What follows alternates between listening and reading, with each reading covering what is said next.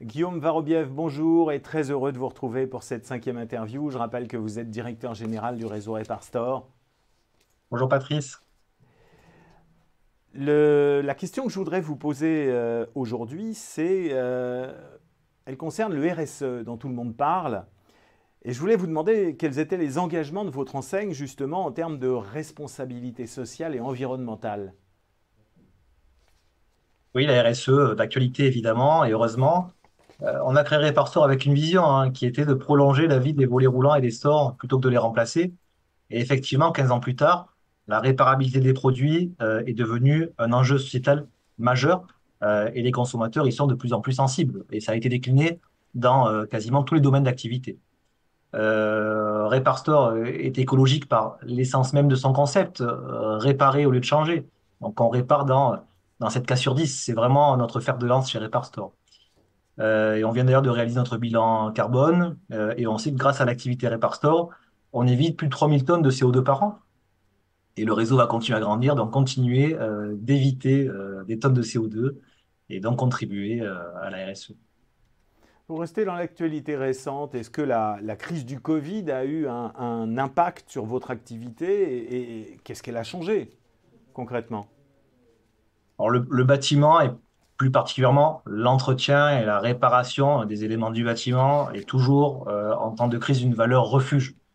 Les clients continuent de consommer dans leur habitat, d'améliorer leur habitat quand ils restreignent leurs dépenses dans d'autres domaines d'activité, d'autres loisirs.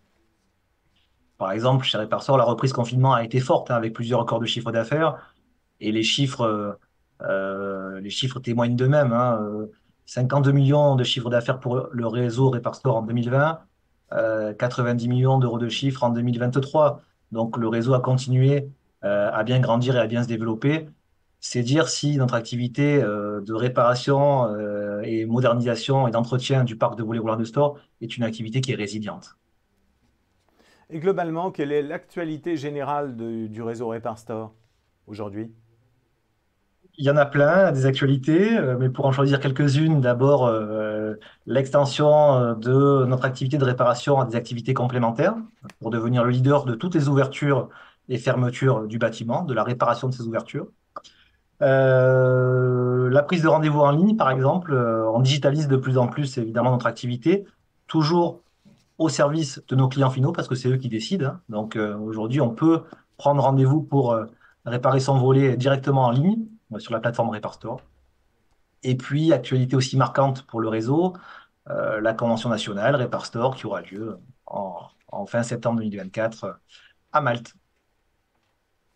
Alors, en guise de conclusion de cette série d'interviews, dont je vous remercie, est-ce que vous pourriez nous dire quel est votre plus beau souvenir de franchiseur?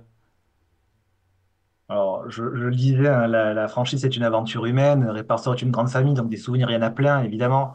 Mais les plus beaux souvenirs sont donc forcément des souvenirs qui sont humains.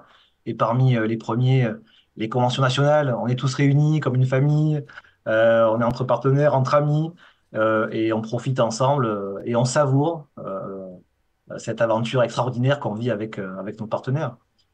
Ça me fait rebondir sur la devise de notre réseau, qui est une phrase de Saint-Exupéry et qui est que la grandeur d'un métier est avant tout d'unir les hommes.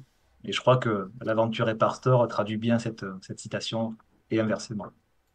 Merci pour cette belle conclusion. Merci de nous avoir permis au fil de ces 5 interviews de mieux connaître le réseau Reparstore et à bientôt pour un prochain échange. Merci Guillaume. C'est avec grand plaisir, Patrice. À très bientôt. Merci.